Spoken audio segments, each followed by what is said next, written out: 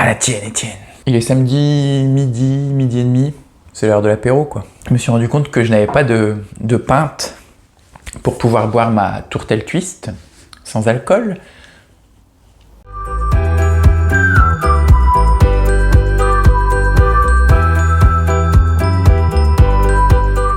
Willkommen, bienvenue, welcome pour un nouveau point lecture. On se retrouve aujourd'hui donc pour un point lecture parce que j'ai lu 4 livres depuis la semaine dernière, donc je viens vous en parler. J'ai absolument pas eu le temps de filmer la semaine dernière autre chose de vidéo bonus ou quoi, en même temps j'avais pas spécialement d'idées. N'hésitez pas, si vous avez envie que je fasse certaines vidéos, certains types de vidéos, si vous avez des idées de tags, de challenge, de... peu importe, n'hésitez pas à me le dire dans les commentaires. Donc voilà, après parce que je suis pas du tout fermé, et moi c'est vrai que je fais presque essentiellement des points lecture pour l'instant. J'essaye d'agrémenter avec les piles à lire ou les challenges sans pour autant que ce soit très rigide, carré, quoi que ce soit, mais la preuve en est, c'est que là sur 4 livres que je vous ai présentés, il n'y en a qu'un qui fait partie de la pile à lire du mois de la fantaisie. Je ne suis pas fermé, je suis très ouvert d'esprit, je précise. Et regardez, attendez, vu que je suis là, je vais vous la montrer. Elle grandit de ouf. Peut-être qu'on se rend pas compte, elle se fait un peu la malle là, mais je vais voir pour peut-être déjà la changer de peau en fait. Je voulais pas la changer, mais il y a tellement de... Elle grandit tellement vite, genre je l'ai achetée il y a 2 semaines, elle était, je sais pas, moitié moins grande. Et là, elle explose, donc il va peut-être falloir que je change le pot plus rapidement que prévu. Mais celui-là était joli en plus. Je sais pas si on voit bien, vous voyez, c'est avec des petites rainures un peu jaune pâle. Ma foi. Commençons la vidéo sans plus tarder. En premier, j'ai donc lu Celle qui l'attendait de Baptiste Beaulieu, publié chez Fayard. J'ai sollicité la maison d'édition en ligne pour avoir le format numérique et ils me l'ont gentiment envoyé. Donc c'était mon premier service de presse numérique. Donc je remercie la maison d'édition pour cet envoi. Et en fait, c'est parce que je vous en ai déjà parlé dans une ou deux vidéos et sur Instagram, j'ai adoré Toutes les histoires d'amour du monde, qui est le précédent roman de Baptiste Beaulieu, qui est une histoire d'amour mélangée avec des secrets de famille, des lettres retrouvées, plusieurs temporalités. Ça se passe pendant la Première Guerre mondiale. Enfin bref, c'était toute cette histoire un peu de famille très, très douce et en même temps...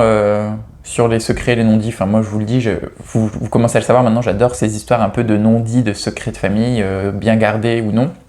Bref, donc j'avais beaucoup aimé toutes les histoires d'amour du monde. Et j'ai commencé à voir venir les avis des blogueurs, des booktubeurs sur Celle qui l'attendait. Et tout le monde était plus ou moins unanime pour dire que c'était un de ses meilleurs, si ce n'est son meilleur roman jusque-là. Entre-temps, j'avais commencé à suivre l'auteur sur Instagram, Baptiste Beaulieu, qui est médecin, généraliste je crois, et qui est très engagé sur des dizaines de sujets, que ce soit l'homosexualité, enfin, la cause homosexuelle, le féminisme, les soins pour tous, enfin, il est vraiment très très engagé sur Instagram. C'est un chouette auteur qui est pas non plus moralisateur dans son discours. Donc bref, j'avais envie de lire ce nouveau roman. Donc je l'ai demandé la veille de sa sortie, non, 2 jours avant la sortie je leur ai demandé le format numérique et ils me l'ont envoyé. Et au final, j'ai terminé une lecture au même moment, donc c'est vraiment bien tombé. Et du coup, je l'ai lu directement. Dès l'instant que j'ai reçu l'e-book, je l'ai mis sur ma liseuse et je l'ai lu en 2 fois. Genre le soir, je l'ai commencé et j'ai terminé le lendemain matin parce que j'étais vraiment à fond dedans. Bref, tout ça pour dire que dans Celle qui l'attendait, on va suivre Eugénie et Joséphin, qui sont 2 trentenaires dont on ne sait pas grand-chose, qui ont tous les 2 des passés assez lourds. On sait que Joséphin vient d'un pays en guerre, donc il a subi la guerre, sûrement dû immigrer en France pour pouvoir rester en vie. Eugénie, elle, de son côté, on en sait même encore moins. On sait juste qu'elle est inventrice. Elle invente des trucs, quoi. Enfin voilà. Et c'est tout le temps des inventions un peu décalées, du genre le body pour enfants en mode serpillière pour que les gosses fassent le ménage en même temps qu'ils marchent à 4 pattes. Vous voyez. Donc 2 personnalités un peu avec un lourd passé qui arrivent sur Paris tous les 2 plus ou moins en même temps, ils se rencontrent. Et c'est vrai que ça commence comme l'histoire d'amour très cucu classique, tout ce que vous voulez que j'apprécie pas spécialement, c'est ils se voient sur le quai de la gare, ils se regardent. Et là, ils ont su l'un et l'autre que ça allait être l'amour de leur vie. Mais en fait, c'est pas si simple parce que entre ce premier regard et leurs premières interactions, il se passe quand même pas mal de choses. Et donc on va rentrer dans ce monde, leur cocon en fait, parce qu'ils sont tous les 2 plus ou moins pas associables, mais ils ont peu d'amis, voire pas d'amis d'ailleurs, peu de relations extérieures. Ils vivent chacun reclus dans leur appartement, l'un à faire de la poterie, donc Joséphin fait de la poterie, ça prend une place très importante dans le roman, et Eugénie a créé ses inventions. Et on est donc dans ces deux bulles, donc les deux appartements qui sont très doux, très mélancoliques, très surréalistes aussi, parce qu'il se passe des choses peu réelles, mais c'est poétique et c'est pas gênant. Ça m'a pas gêné dans ma lecture, j'ai pas trouvé ça trop barré, parce qu'il y a quand même plein de thèmes, plein de sujets qui sont ancrés dans le réel, donc les causes qui sont chères à l'auteur, Baptiste Beaulieu, donc comme je vous l'ai dit, le féminisme, il aborde le sujet du poids, donc des personnages en surpoids, voilà, il ancre ces deux personnages dans le réel tout en leur faisant vivre des choses plus ou moins poétiques, oniriques, et c'est pour ça que j'ai beaucoup aimé ce savant mélange entre les deux qui permettait de pouvoir rêver tout en gardant les pieds sur terre, et ça vraiment j'adore, et c'est ce que Murakami fait très bien aussi, je trouve, c'est qu'il est vraiment à cheval entre cette limite, cette frontière du réel et de l'irréel, sans jamais trop basculer dans l'un ou dans l'autre, et ça permet d'avoir les avantages des deux sans avoir les inconvénients. Et c'est pour ça que j'ai beaucoup aimé. Après, comme je vous l'ai dit, c'est très beau, très doux, très poétique. C'est une histoire d'amour, pas concon, pas cucu. On s'attache très vite à ces deux personnages. En même temps, il n'y a que eux deux dans tout le long du roman. C'est vraiment un petit moment de beauté, d'instant. C'est assez court, ça doit faire 250 pages.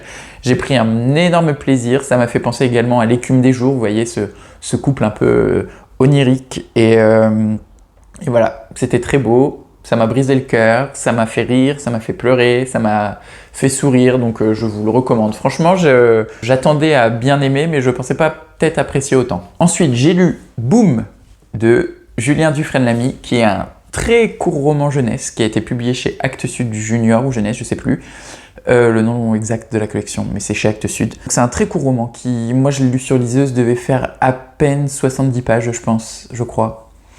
Et c'est une lettre, en fait c'est une longue lettre d'un adolescent de 15 ans qui écrit à son ami. Son ami qui est décédé. En fait, je crois que c'est écrit dans le résumé, on l'apprend très vite dans le roman.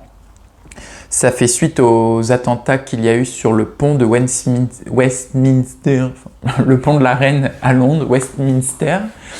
Il y a quelques années, je crois que c'était en 2013, le narrateur qui écrit la lettre a perdu son meilleur ami lors de cet attentat et donc il lui écrit une longue lettre.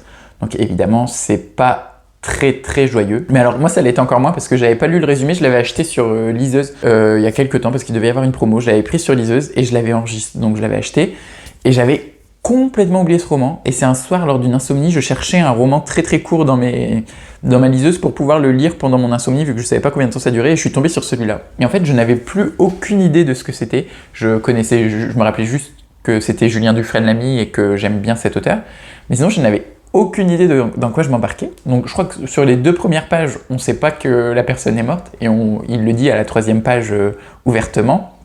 Donc moi qui n'avais pas lu le résumé, j'étais comme ça dans mon lit, il devait être genre 3h du matin, la gueule enfarinée, une tige, j'allais dire comme ça, les cheveux comme ça. Et là j'ai vu ça, et je me suis dit, mais non. Et après j'ai relu la phrase, j'ai dit, ah bah oui, il est mort. Et donc du coup ça m'a mis le cœur en miettes dès la 3e page, et vraiment jusqu'à la page 70, c'est quand même assez triste. Donc c'est une histoire, enfin c'est juste une lettre d'amitié qui peut ressembler à une lettre d'amour par certains moments, mais c'est ça que j'ai bien aimé aussi dans cette lettre, c'est que il tombe pas dans la facilité de dire qu'il était amoureux de son meilleur ami et qu'il lui écrit cette lettre d'amour. C'est vraiment une lettre d'amitié, purement d'amitié entre 2 hommes, et c'est ça qui est super beau, je trouve, selon moi. Après, je peux pas trop vous en dire, je vous en ai déjà dit beaucoup, donc le roman est tellement court que je peux rien dire de plus, mais c'est assez fort. En même temps, c'est triste, mais c'est pas larmoyant, ou il fait pas exprès d'aller chercher le lecteur pour le faire pleurer. C'est déjà le sujet déjà assez grave comme ça. Il parle tout à fait naturellement, vraiment très bien comme Arnaud Catherine avec Romance par exemple. Il se met très bien dans les baskets d'un ado de 15 ans, d'un lycéen. C'est 70 pages de pur bonheur, de régalade. Malgré le sujet grave, c'est très bien mené. Ça a quelques années, je crois que c'est sorti en 2018. Après, si vous aimez bien La plume de Julien Dufresne-Lamy, moi j'ai lu récemment, donc qui doit être son avant-dernier. Et c'est vrai qu'il est prolifique parce que cette année il a sorti Anti-chute, donc c'est un roman, je sais pas trop si c'est un roman, une non-fiction ou quoi que ce soit, mais sur la chute des cheveux et comment vivre avec avec une calvitie, je crois, ou le nom scientifique le nom qui doit être bien plus scientifique que calvitie, mais que je n'ai plus.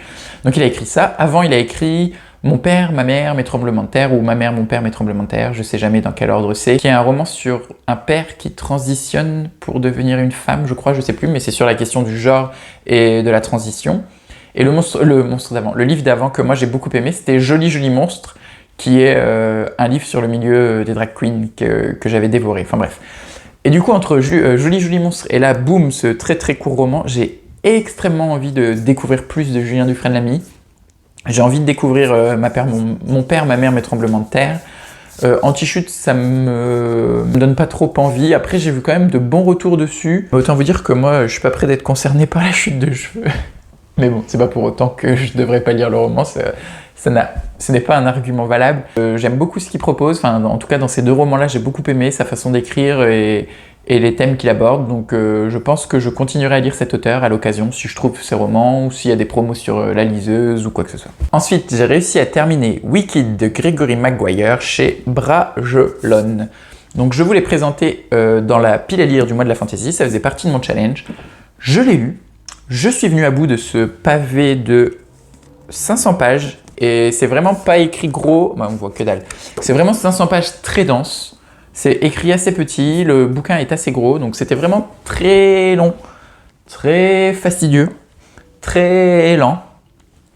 Comme vous pouvez vous en douter, je n'ai pas apprécié cette lecture. Je ne dirais pas que c'est mauvais parce que ma maman m'a dit qu'il ne faut pas dire que c'est mauvais ou que c'est moche, il faut dire j'aime pas. Donc je n'ai pas aimé cette lecture. Mais si j'avais été mal élevé, j'aurais peut-être dit que c'était mauvais. De toute façon, ma mère, elle m'a dit de pas roter et vous avez déjà été témoin de plusieurs éructations. Hein, donc, dans Wicked, on va suivre Elphaba, la sorcière de l'Ouest, la sorcière verte, elle a plusieurs noms, qui est un des personnages du monde fantastique d'Oz, qui a été... Alors j'ai vérifié, à la base c'est un bouquin qui après avait été adapté en 1939 par le film Magicien d'Oz avec Judy Garland.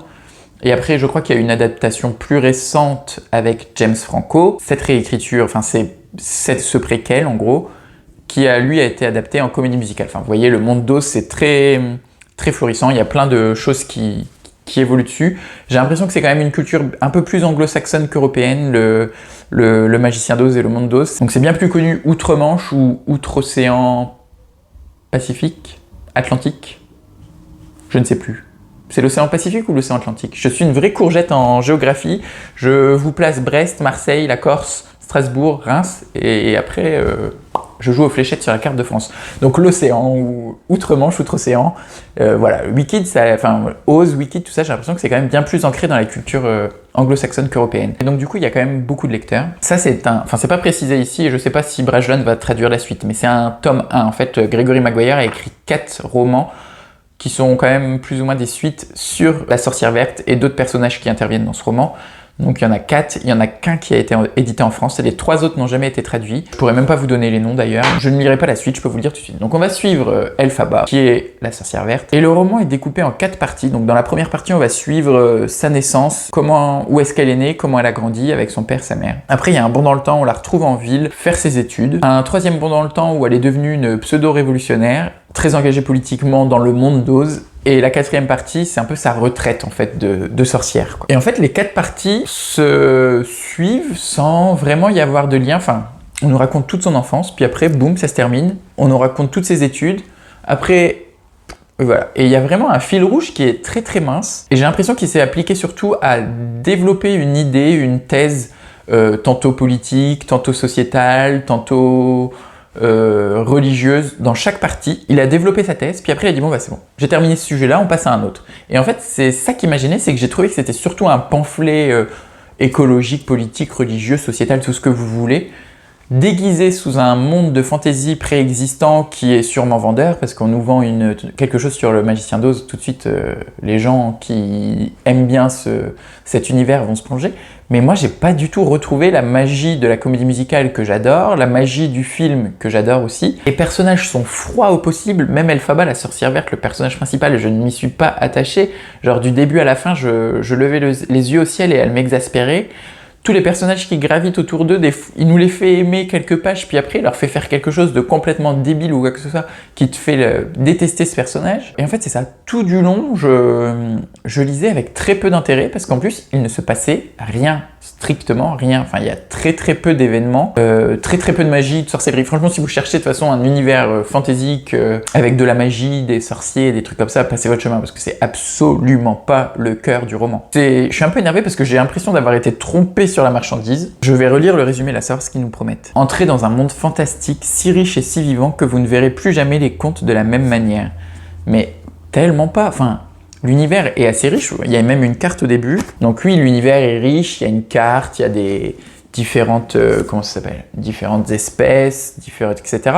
Mais il le développe pas, il ne l'utilise pas. Enfin, genre, des fois, on nous dit 2-3 trucs sur une espèce en particulier, puis après, on n'en entend plus parler pendant les 500 autres pages. Et ça a été ça pendant tout le roman. Enfin, c'était vraiment pas une réussite pour moi.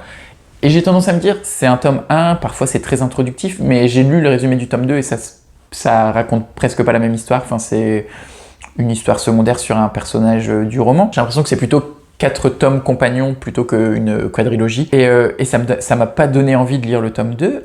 Et puis voilà, quoi. Donc vraiment une pas mauvaise lecture, mais qui n'était pas pour moi. Vraiment, je suis passé totalement à côté, alors qu'en plus, tout du long de ma lecture, j'avais un espoir de me dire que non mais ça va s'améliorer, ça va être mieux, il va se passer quelque chose à un moment, vu qu'en plus c'était découpé en 4 parties. Je me dis, il faut peut-être attendre la deuxième partie, la troisième partie. Quand j'ai entamé la 4e partie, j'avais plus aucun espoir, mais je me suis dit, maintenant que tu t'es farci les 3 premières, tu vas jusqu'au bout de la 4e. Donc bon, voilà. C'était Wicked de Gregory Maguire. It's time to try defying gravity. I think I'll try defying gravity. And you won't bring me down. Voilà, c'est Defying Gravity de Wicked, the musical. Je remercie également la maison d'édition Le Cherche Midi, qui est la 2e maison d'édition à me faire confiance. Donc ils m'ont envoyé L'Homme Battu. Ce roman m'a attiré par le titre L'Homme Battu. C'est vrai que moi personnellement, je n'avais jamais lu de roman sur les violences conjugales où c'est l'homme qui se fait battre par la femme, donc ça m'intriguait beaucoup. Et donc en lisant le résumé, j'ai vu qu'on allait assister à ces scènes de violence conjugale entre le père et la mère à travers les yeux de la fille qui est tantôt enfant, tantôt adolescente, tantôt jeune adulte. Donc ça m'a beaucoup plu, j'ai passé un bon moment de lecture, c'est très court, enfin très court. C'est trop court encore une fois pour moi, ça fait 240 pages. Et autant j'aime bien lire des romans courts, autant parfois, quand je suis bien dans l'histoire, j'ai envie d'en avoir plus. J'ai envie que tout soit un peu plus développé, que les personnages soient plus étoffés.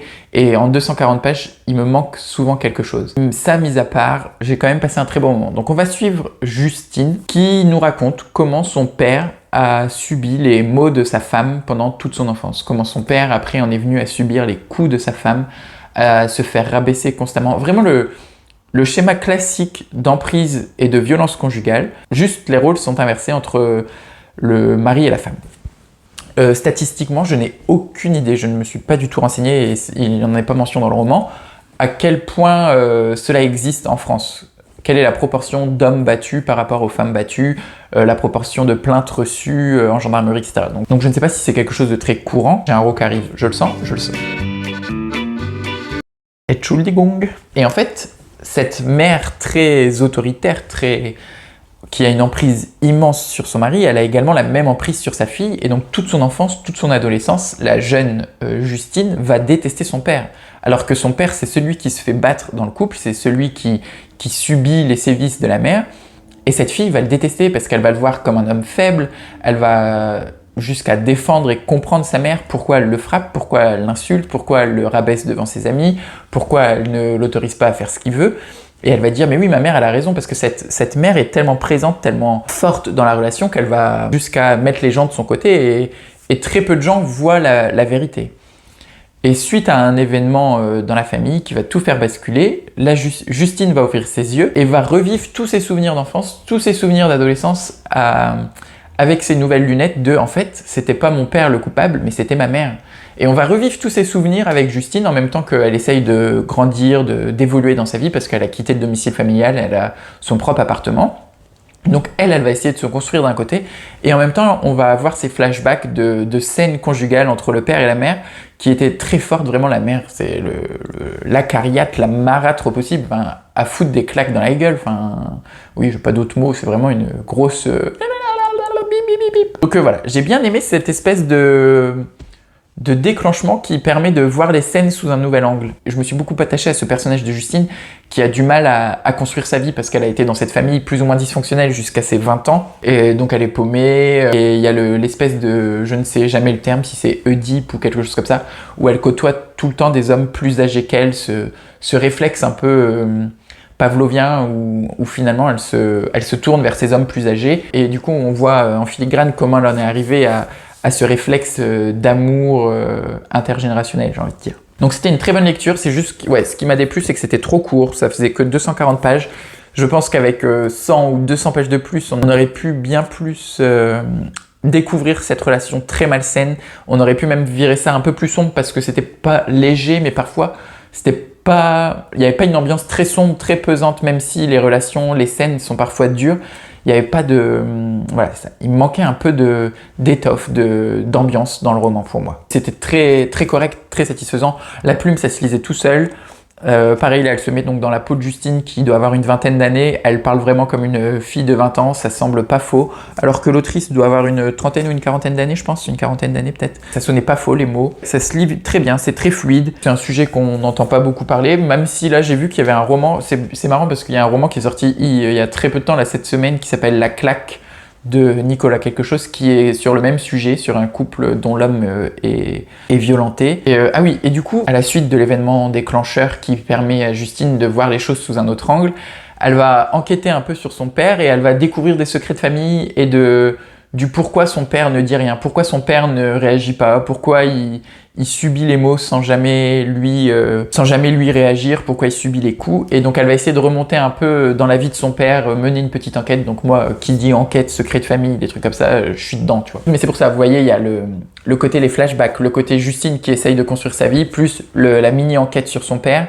Ça fait quand même 3 gros fils rouges, 3 gros sujets qui, pour moi, auraient mérité plus que 240 pages parce que ça faisait peut-être un peu trop. Sur ce, j'espère que cette vidéo vous a plu. Là, je vais couper et je vais recommencer tout de suite après. Je vais faire un vlog qui va durer je ne sais pas combien de temps. En fait, je suis en vacances toute la semaine prochaine, donc je vais essayer de vlogger. Après, je sais pas parce que j'ai des trucs de prévu avec des amis, avec la famille, etc. Donc je sais pas trop ce que je vais pouvoir vlogger, ce que je vais lire.